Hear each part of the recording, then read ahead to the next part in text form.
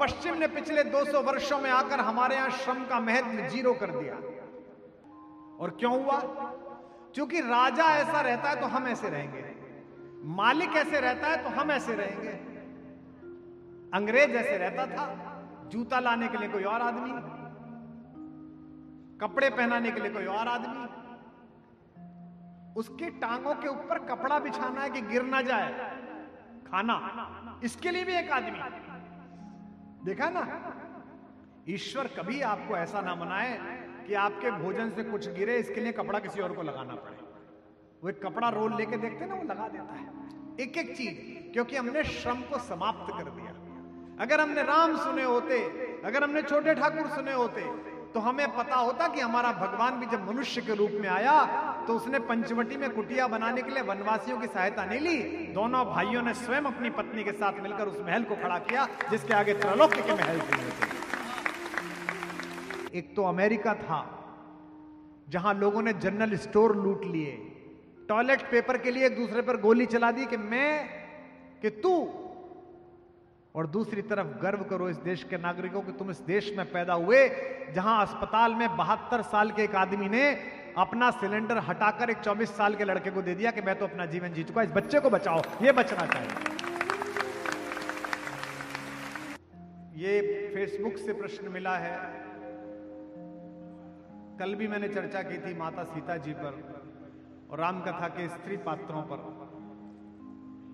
राम कथा में राम और सीता की श्रेष्ठता लगभग समान है। शुभम झा का ये प्रश्न है, जहां भी बैठे हों, 24 साल के हैं और 24 वर्ष की आयु में अगर उनके अंदर यह प्रश्न है तो निश्चित रूप से साधुवाद और आशीर्वाद के प्राप्त हैं। राम और सीता जी की श्रेष्ठता लगभग समान है, पर समाज ऐसा क्यों देखता है? अयोध्या जी आज देश का इतना बड़ा तीर्थ है, लेकिन मिथिला के बारे में आप सब लोग बहुत कम चर्चा करते हैं। आप भी मिथिला पर बहुत कम बोलते हैं। मैं मिथिला से ही हूं। ऐसा नहीं है कि मिथिला को कोई विशेष रूप से छोड़ देता है। मैं तो बार बार कहता हूं कि ये कथा रामायण नहीं है, सीतायन है। इसमें से किसी को भी निकाल दीजिए, कथा पूर्ण रह जाएगी, लेकिन अगर इसमें से मेरी मां निकाल दी गई तो ये कथा पूरी नहीं होगी। सीता अगर इसमें नहीं है तो कथा है, ये किस्सा नहीं। और मिथिला पर भी कुछ बार बोला है, कई बार विषय छूट जाते हैं। विषय ही इतने हैं, मैंने कल भी कहा था कि सब कुछ अच्छा है लेकिन 2 दिन में नहीं निपट सकता। मिथिला की चर्चा प्रारंभ करते हैं। जितने बड़े हो जाओ कभी भी अपने मित्रों को मत भूलना। मैंने कभी एक शेर कहा था कि दोस्त ना मिल सके वो शोहरतो सामा ना हो। अभी प्रधानमंत्री जी का एक इंटरव्यू मैंने देखा, उसमें उन्होंने इंटरव्यू करने वाले ने पूछा कि बचपन के कुछ दोस्त हैं क्या? तो प्रधानमंत्री जी ने कहा, हाँ, जब मैं मुख्यमंत्री बना था तो मैंने अपने बचपन के 100 दोस्त बुलाए, पहली क्लास से लेकर आगे तक पढ़ने वाले, व्यापार साथ करने वाले, पर मैं उनसे मिलकर बहुत निराश हुआ। इंटरव्यू वाले ने पूछा क्यों? तो प्रधानमंत्री जी ने कहा, मैंने दोस्त मिलने के लिए बुलाए थे, वो दोस्त से मिलने के बजाय मुख्यमंत्री से मिलने चले आए, तो मैं उनसे मिल ही नहीं पाया। दोस्त ना मिल सके वो शोहरतो सामा ना हो। और पहली बात कर रहा हूं, उसी में मैं ठाकुर जी आपको प्रणाम कर रहा हूं, आप यहां पधार गए, कि दोस्त ना मिल सके वो शोहरतो सामा ना हो। द्वारिका क्या है जहां कोई सुदामा ना।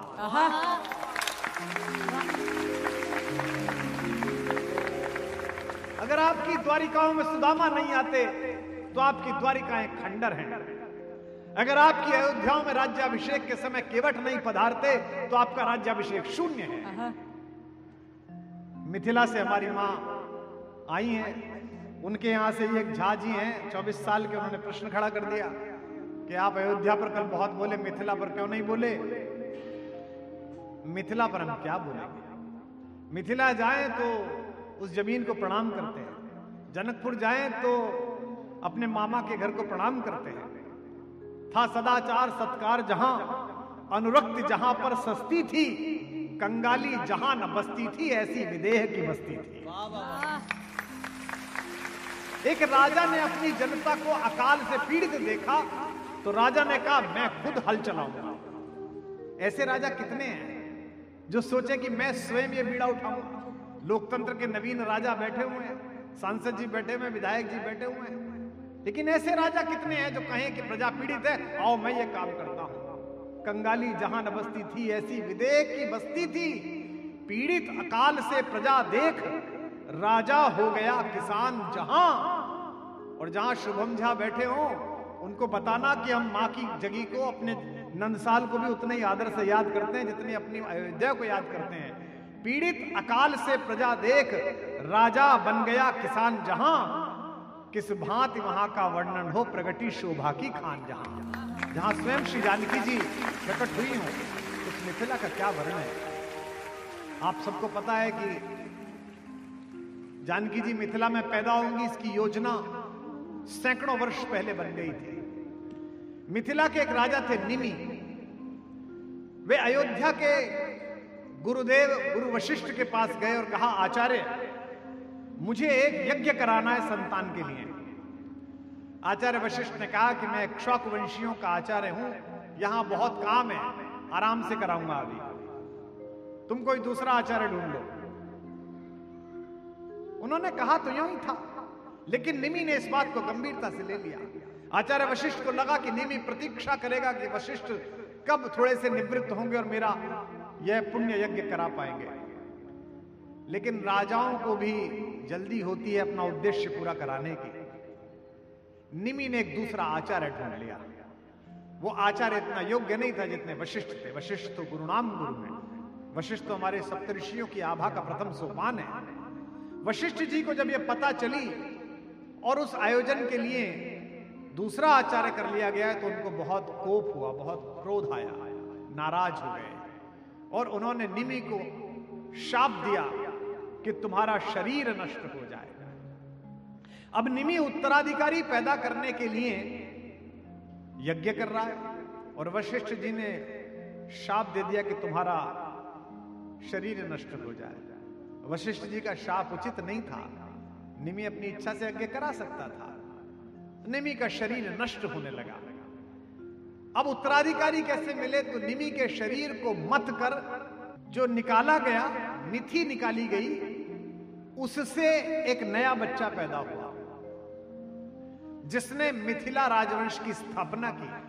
क्योंकि निमि की मिथि से वो बालक पैदा हुआ, इसीलिए उसको मिथिला कहा जाता है। उस राजवंश का नाम मिथिला रखा गया।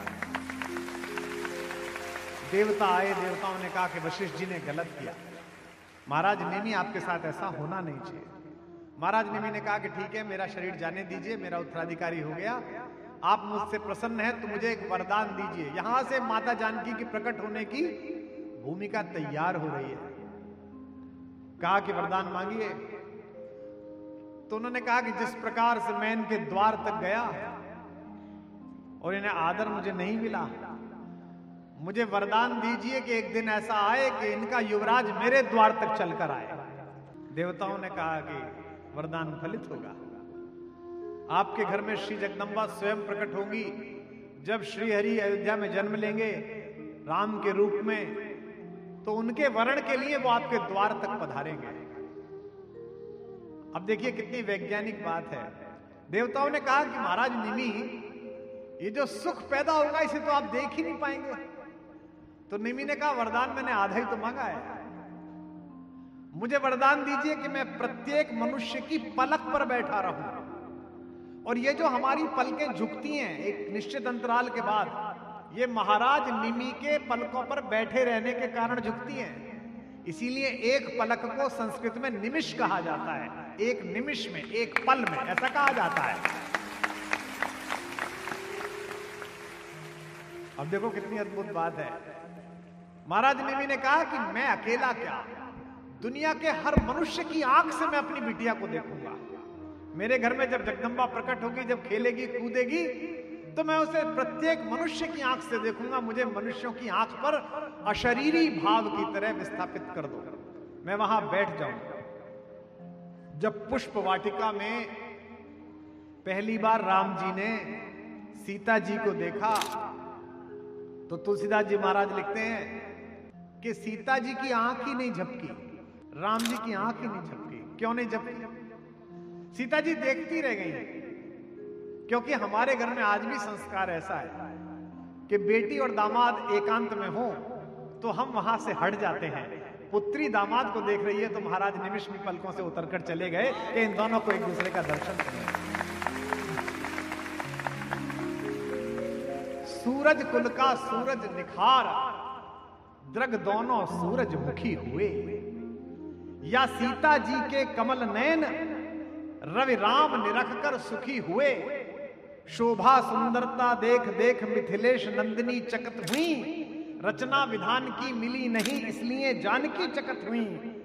मुखमंडल का आलोक देख सुधि बिसरी राजकुमारी की।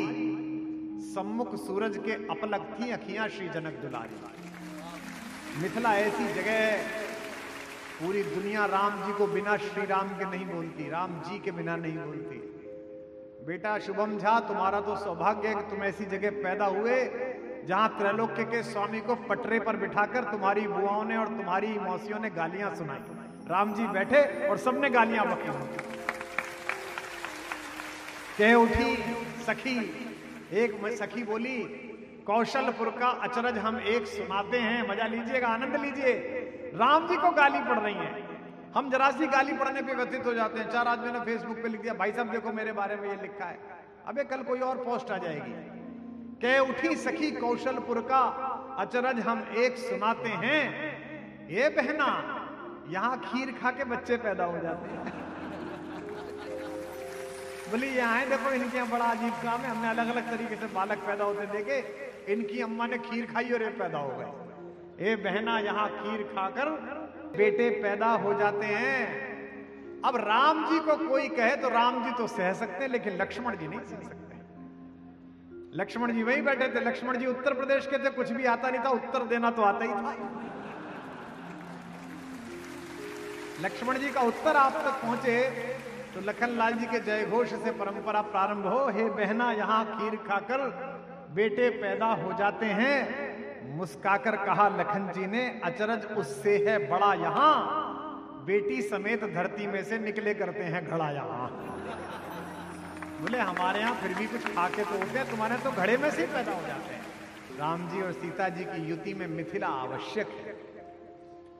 विदेह को सीता जी तभी मिली, जनक जी को सीता जी तभी मिली जब वो हल चला रहे थे, जब वो राज्यसभा में बैठे थे तब नहीं मिली, जब वो रेवेन्यू इकट्ठा कर रहे थे तब नहीं मिली, जब वो श्रम कर रहे थे तब जगह मिली। और पश्चिम ने पिछले 200 वर्षों में आकर हमारे यहां श्रम का महत्व 0 कर दिया। और क्यों हुआ? क्योंकि राजा ऐसा रहता है तो हम ऐसे रहेंगे, मालिक ऐसे रहता है तो हम ऐसे रहेंगे। अंग्रेज ऐसे रहता था, जूता लाने के लिए कोई और आदमी,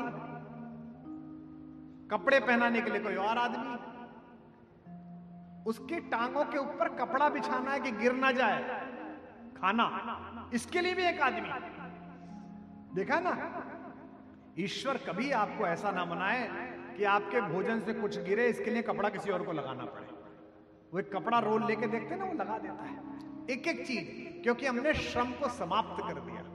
अगर हमने राम सुने होते, अगर हमने छोटे ठाकुर सुने होते, तो हमें पता होता कि हमारा भगवान भी जब मनुष्य के रूप में आया तो उसने पंचवटी में कुटिया बनाने के लिए वनवासियों की सहायता नहीं ली।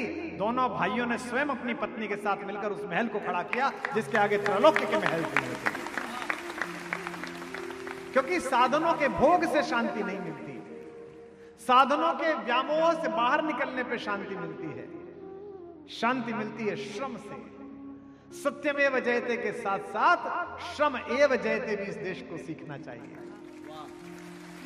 नौकरियों की चर्चा कैसी करते हैं? भाई साहब बड़ी अच्छी नौकरी मिल गई है। मैं कॉलेज में पढ़ाता था जी, 17 साल में असिस्टेंट प्रोफेसर रहा, फिर एसोसिएट प्रोफेसर हो गया, फिर इस्तीफा दे दिया।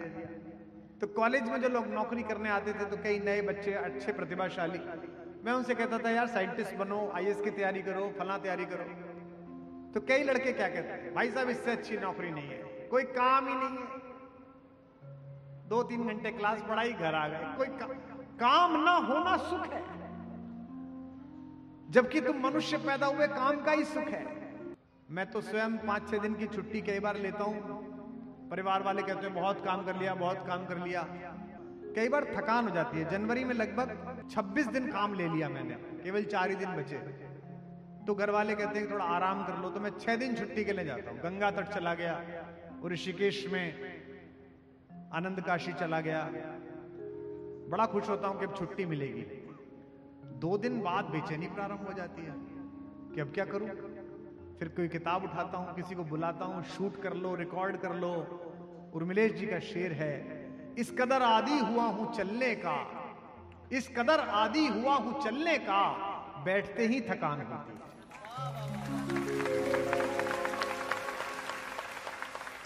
आलस्य मनुष्य के शरीर का सबसे बड़ा दुश्मन है।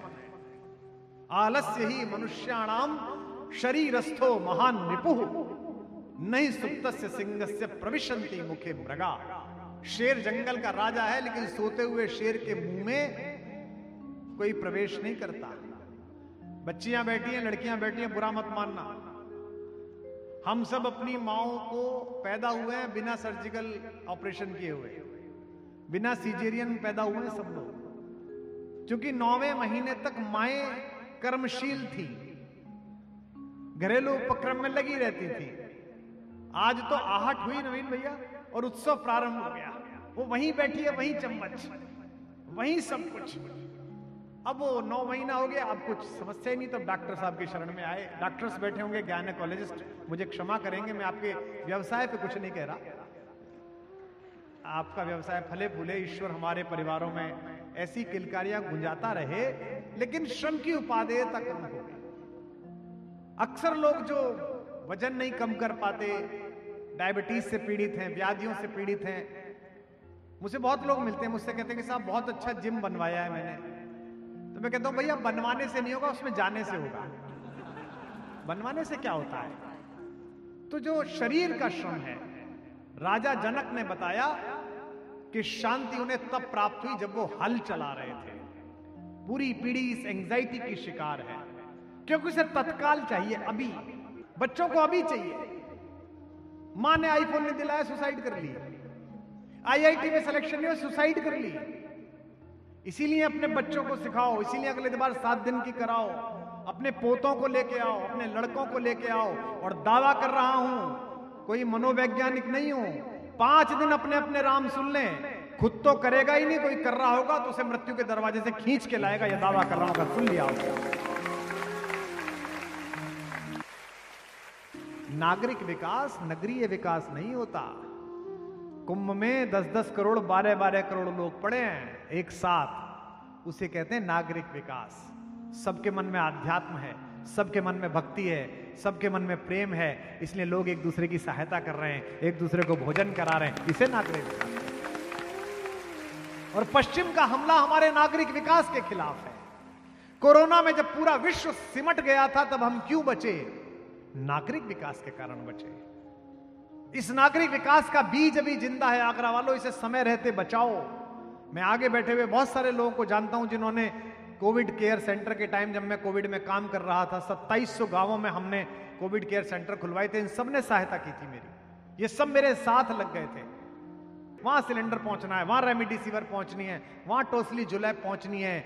ये बीज केवल भारत में जिंदा है, तभी कारण है कि एक तो अमेरिका था जहां लोगों ने जनरल स्टोर लूट लिए, टॉयलेट पेपर के लिए एक दूसरे पर गोली चला दी कि मैं, कि तू, और दूसरी तरफ गर्व करो इस देश के नागरिकों कि तुम इस देश में पैदा हुए जहां अस्पताल में 72 साल के एक आदमी ने अपना सिलेंडर हटाकर एक 24 साल के लड़के को दे दिया कि मैं तो अपना जीवन जी चुका, इस बच्चे को बचाओ, ये बचना चाहिए।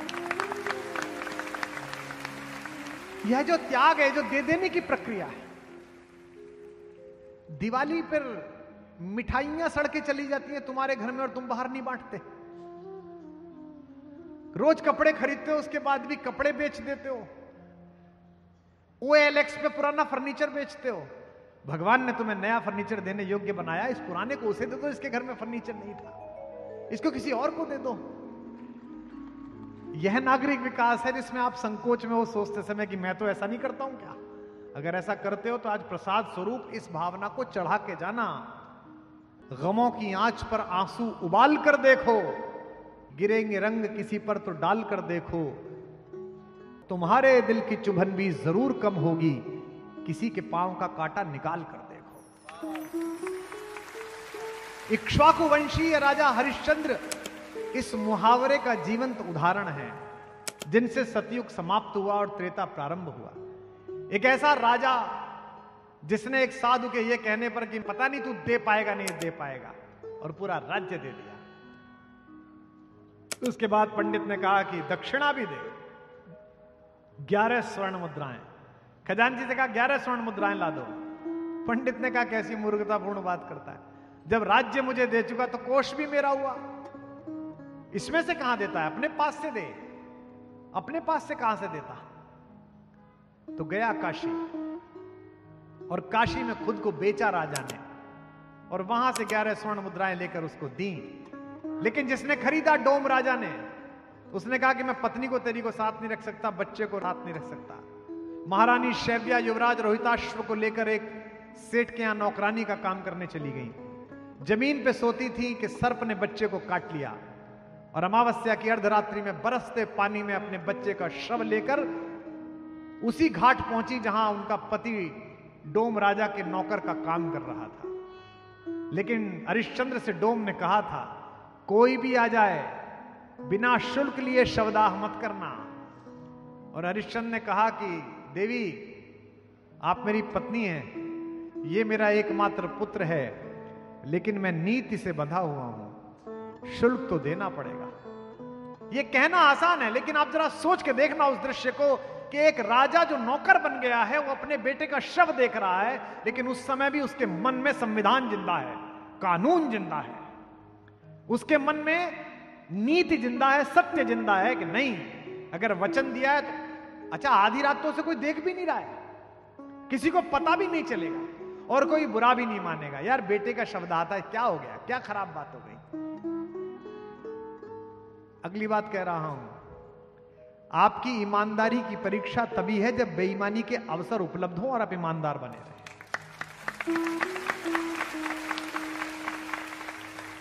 और ये मैं कह रहा हूं, अन्यथा जानता हूं कि कट्टर ईमानदार बने रहने वाले लोग भी जब अवसर उपलब्ध हुआ तो कट्टर बेईमान से दोए।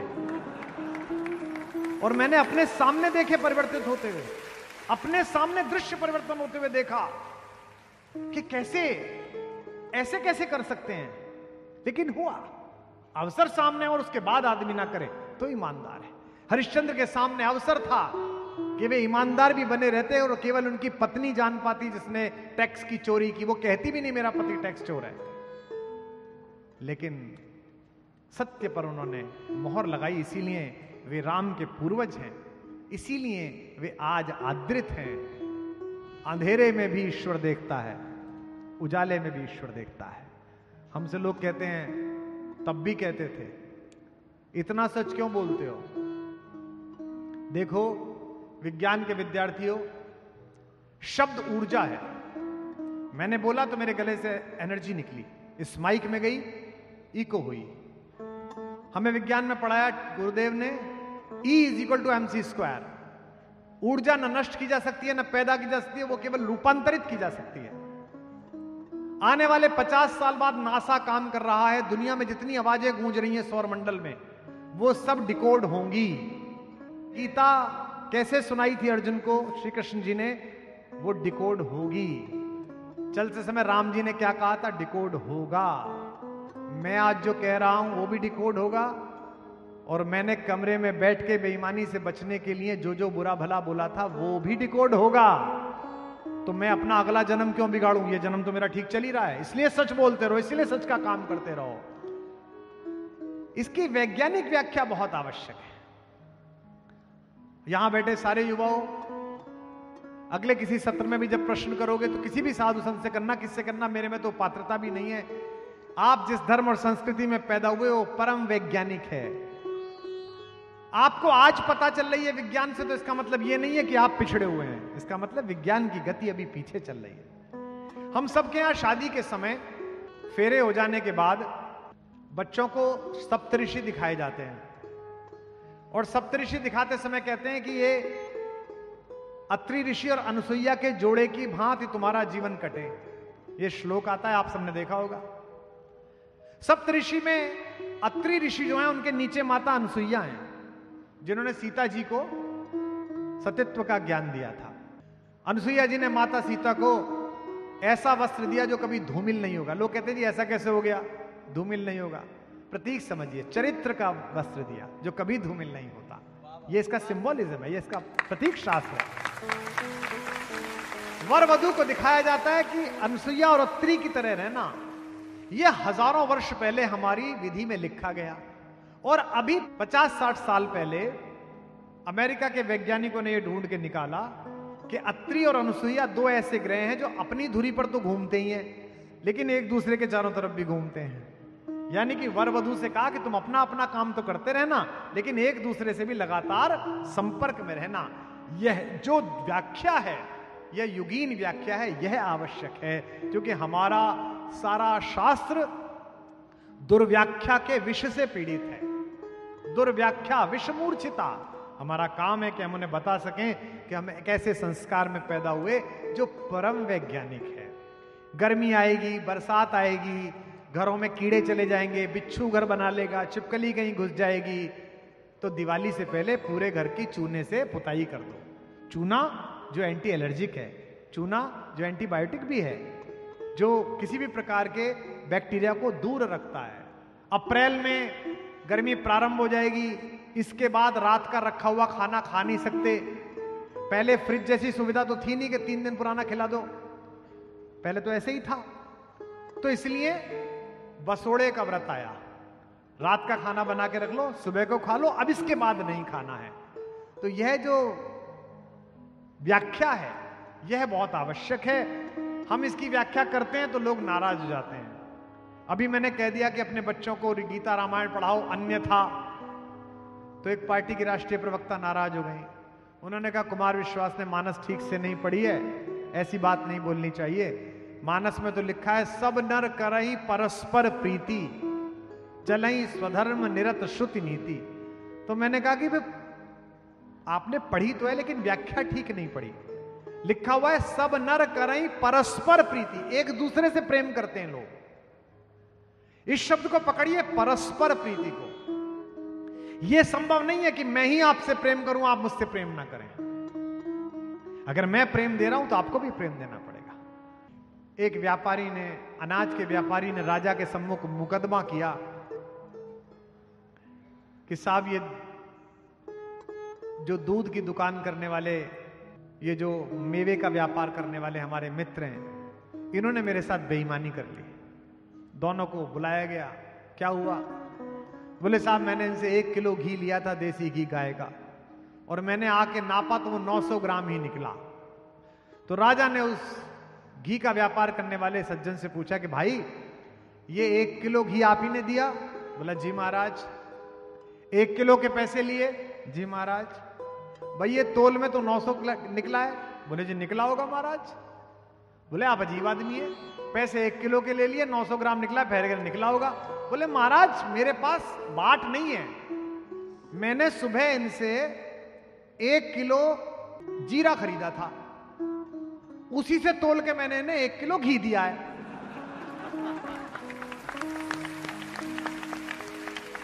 अब महाराज आप तय कर लो कि मैं बेईमान हूं कि ये बेईमान है। आपकी समस्या यह है कि आप मुझे 500 ग्राम जीरा देके मुझसे 1 किलो प्रेम का घी चाहते हैं। आप 1 किलो प्रेम का घी तभी पाएंगे जब मेरे प्रति परस्पर प्रीति आपकी वैसी होगी, मुझे समझने की प्रीति ऐसी होगी। मेरा एकमात्र उद्देश्य है, 36 साल पहले मैंने पहला कवि सम्मेलन पढ़ा, 2 सितंबर 1988 को हापुड़ में जैन समाज का। 100 रुपए पारिश्रमिक मिला और एक ही वरदान मांगा माता सरस्वती से कि मेरे स्वर में वो सम्मोहन दे, मेरी कविता में वह रस दे, मेरी बुद्धि को वह स्थिरता दे, मेरे शब्द विन्यास में वह चपलता दे कि मैं कवि सम्मेलनों से जाती हुई पूरी युवा पीढ़ी को वापस हिंदी की तरफ ला सकूं। मेहनत की और मेहनत सफल हुई। आज राघवेंद्र सरकार के सामने छोटे ठाकुर की इस गवाही में मैं केवल मथुरा की तरफ मुंह करके ये मांगता हूं कि दोनों ठाकुर मिलकर मुझे केवल इतनी शक्ति दें, इतनी आयु दें, इतनी चेतना दें कि मैं वाम पथ पर जाती हुई पूरी युवा पीढ़ी को राम पथ पर ला सकूं, तो जीवन सार्थक होगा।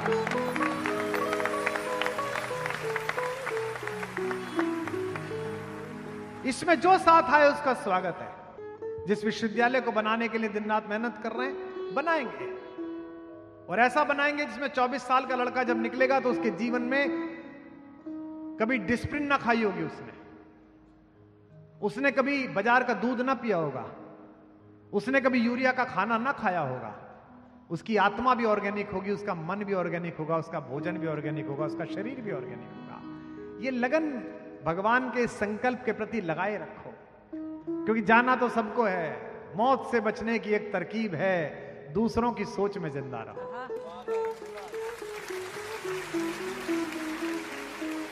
बड़े बड़े देखे हैं शमशान ऐसे लोगों की राख से भरा हुआ है जिन्हें यह भ्रम था कि उनके बिना दिन नहीं निकलेगा। अंत में आपकी सुकीर्ति रह जाएगी, अंत में आपका कृत्य रह जाएगा, अंत में आपका काम रह जाएगा। बस राम जी से कहते रहिए, ये जो लगन लगी है आपकी यहां बैठने की 2 दिन की, ये दीर्घ स्थायी हो, आपकी चेतना का प्रणाम दीर्घ स्थायी हो। हमारे यहां गाते ना लाला जी से, आपके लाला जी से कहते ना, लाला जी मोरी लागी लगन मत तोड़ना, लाला जी मोरी लागी लगन मत तोड़ना, लाला जी मोरी लागी लगन मत तोड़ना, लाला जी मोरी लागी लगन मत तोड़ना, लागी लगन मत तोड़ना, हो राम लागी लगन मत तोड़ना, लाला जी मोरी लागी लगन मत तोड़ना, लाला जी मोरी लागी लगन मत तोड़ना, लाला जी मोरी, लाला जी मोरी लागी लगन मत तोड़ना, लाला जी मोरी लागी लगन मत तोड़ना, लाला जी मोरी लागी लगन मत तोड़ना, लागी लगन मत तोड़ना, हो राम लागी लगन मत तोड़ना, लाला जी मोरी लागी लगन मत तोड़ना, लाला जी मोरी लागी लगन मत तोड़ना, जल है गहरा नाव पुरानी, जल है गहरा नाव पुरानी, जल है गहरा नाव पुरानी, जल है गहरा नाव पुरानी, बीच भंवर मत छोड़ना, हो राम बीच भंवर मत छोड़ना, लाला जी मोरी लागी लगन मत तोड़ना, लाला जी मोरी लागी लगन मत तोड़ना, लागी लगन मत तोड़ना, हो राम लागी लगन मत तोड़ना, लाला जी मोरी लागी लगन मत तोड़ना, लाला जी मोरी लागी लगन मत तोड़ना, तू ही मेरा सेठ साहूकार है, तू ही मेरा सेठ साहूकार है, तू ही मेरा सेठ साहूकार है, तू ही मेरा सेठ साहूकार है, ब्याज पे ब्याज मत जोड़ना, हो राम ब्याज पे ब्याज मत जोड़ना, लाला जी मोरी लागी लगन मत तोड़ना, लाला जी मोरी लागी लगन मत तोड़ना, लाला जी मोरी लागी लगन मत तोड़ना, लाला जी मोरी लागी लगन बोल सियावर रामचंद्र भगवान की, बोल बाके बिहारी लाल की।